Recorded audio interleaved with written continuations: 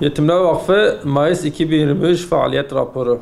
Yetimler Vakfı yıllardır faaliyette bulunduğu gibi Mayıs ayında da yurt içinde ve yurt dışındaki yetim, öksüz ve kimsesiz çocuklarla savaş ve afet mağdurlarına insani yardım ulaştırma gayreti içinde önemli faaliyetler gerçekleştirmiştir. Bu faaliyetler birçok ülke ve bölgede hayırseverler, üye ve gönüllülerimizin gayretleriyle icra edilmiştir.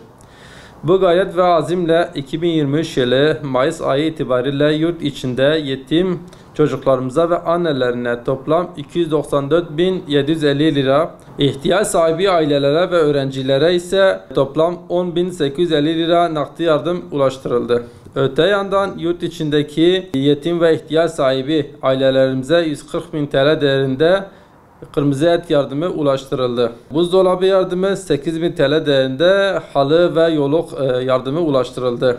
Tüm bu kanunlar bazında yurt içinde yetim, öksüz ve kimsesiz ihtiyaç sahibi ailelerimize toplam yaklaşık olarak 456.725 lira değerinde yardım gerçekleştirilmiştir. Yardım çalışmalarımız sadece yurt içi ile sınırlı olmayıp yurt dışında da devam etmektedir. Bu kapsamda Afrika ülkelerinde 3 su kuyusu ve 6 kurban yardımı için 67.500 TL değerinde, Doğu Türkistan'da yetim aylığı için 15.000 TL değerinde, Yemen'de yetim aylığı için de 60.000 TL değerinde yardım ulaştırıldı. Sonuç olarak 2023 yılı Mayıs ayında yurt içinde yaklaşık olarak 456.725 TL değerinde, yurt dışında ise yaklaşık olarak 142.500 TL değerinde olmak üzere toplam 599.225 TL değerinde yardım yetim, öksüz ve kimsesiz ihtiyaç sahibi ailelerimize ulaştırılmıştır.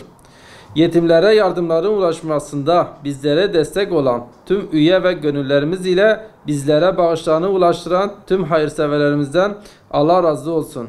Yapmış olduğunuz bu hayrınızı Rabbim dergâh izzetinden kabul ve makbul eylesin.